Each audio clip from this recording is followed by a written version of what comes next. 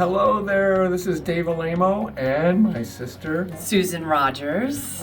It's been a couple of months since we've come before you. We just got done with GareFest, had a great time with the studios who were able to make it, and we were able to talk about everything from new product to great business classes, great technique classes.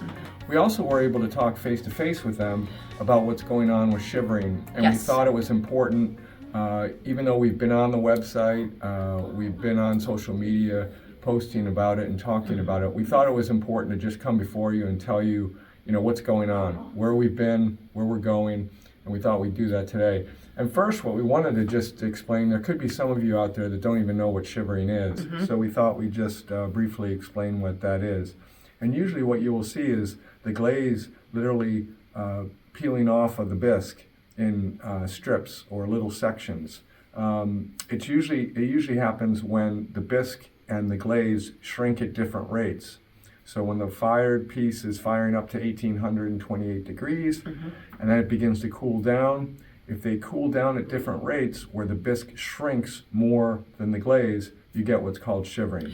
And some people will actually say, but I do see similarities in it's a lot of, whether it's my blues or white or whatever, and we still feel the problem is residing in the bisque, but there are certain colors that are what we call canary in the coal mines, where they are stiffer and they have more aptitude to call out the problem with the bisque than other colors that have more of a coefficient or an expansion rate. Yep. So what we thought we'd do is we'd go through what's happened, when it started, and kind of where we are today and where we're headed. So Susan has kind of the dates and the figures, if you will. I've got some of it. So back in the fall, maybe late summer, we started hearing more and more people talking that they're having shivering issues.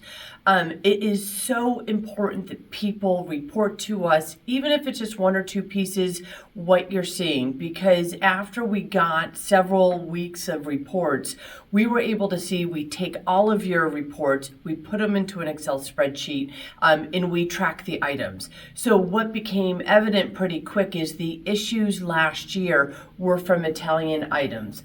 We are still seeing now that the Italy pieces are a problem from things that were produced last year. We actually haven't gotten in containers since August, I think it is. We basically just stopped buying from them to make sure that we didn't get in any more product until we figured this out. And in speaking with our supplier, what happened was, unbeknownst to them, the clay supplier that they buy from switched their materials, actually due to the Russia-Ukraine war. That's where they were getting their materials from. So they had to get materials from a different area. It ended up, in fact, impacting the shivering issue. And so what they've done is they've changed their clay supply back to a clay supplier they used years ago. And we're getting very good initial tests on that product. We're still going through it, but we're optimistic, we're cautiously optimistic that we're going to be able to soon be able to bring that product back to market. So now I wanted to talk to you a little bit about the testing that we do, because we really just want you guys to be able to understand and appreciate the level that we have been doing, because I know to some people you're hearing, gosh, this has been going on since last summer, why is it taking so long? Testing is very involved. So let's take Italy first. So for Italy, once we found out the problem, now we are testing, say there's X amount of SKUs on a container. We take every SKU and take a portion of those SKUs and we test them. And we test them with two specific colors. And when those tests come out, if anything fails, it's no good to us. That's how specific our test is. One failure, we don't sell the product. For Thailand, we're still in the investigative stage. It's still very early, so any help you can give us, that's why it's reporting those pieces is really important. We're trying to determine the product that is suspect, I guess is the best way to say it. Yep. So we started with the most recent containers that we've gotten from them. Those passed except for one item. It's the Sunday Bank. It will be on the list that I give you. Everything else passed. Now, what we have to do though is we're going back in time, and we are going to try and find those the container or containers that might have had the problem pieces. And know that as product comes into us, we're testing those items as well so that we can put off to the side any product that we're concerned about. So, but what can help us is when you give us the items that you're seeing issues with, that helps us backtrack to see what batches might have been affected from that supplier. So please, it helps us a great deal by you telling us directly what pieces, how many, what are you seeing? The biggest thing that helps is if you still have those pieces in a box, or you have that box, it has a date code on it. That date code is what we really need. That's what can give us the answer. Yeah. Hopefully, sometime in May is when, if this end of the testing that we're going through right now, if it goes positive, how we thought, and then when the container lands, we retest again. If everything goes smooth, which we're very confident about, I would say sometime in May. Please don't hold me to it, it's just an estimate, but that's when we're hoping to start seeing the Italian product roll in.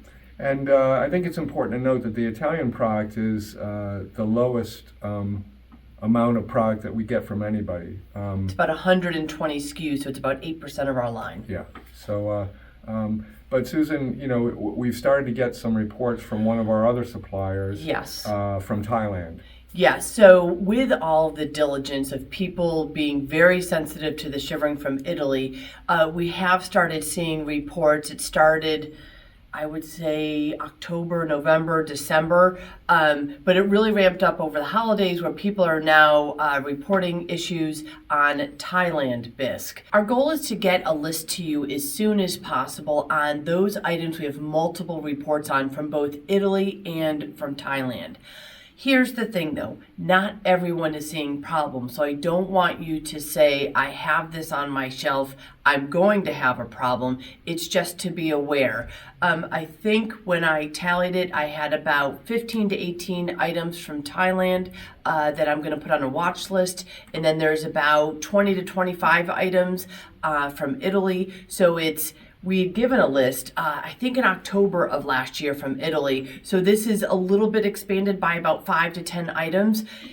It's not going to be perfect. The more reports we get from you guys, the better the list becomes.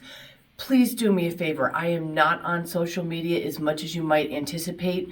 I need you to email your customer service rep, either Kim or Paula, with the item number, ideally pictures if you can get them to us, and the number of pieces that shivered. We will work with you. So that is the way to help not only us solve the problem, but also help your peers. And our other supplier, where we get most of our product currently from China, is experiencing no issues. So again, these things, Italy and Thailand are not related because they use totally different clay and slip supply. Different parts of the world. Different parts of the world, so it's not related. And I think that's important to state. Yes. So the best thing that you could do going forward is help us out, contact us directly. By the time this video, I think, gets out to the marketplace, Susan was taking a short family vacation, so get to Kim Brill or Paula Draper, and they'll be able to help. They'll be able to help. Yep. And we appreciate your patience, and if you have any questions or concerns, please contact us directly. Yes, thank you.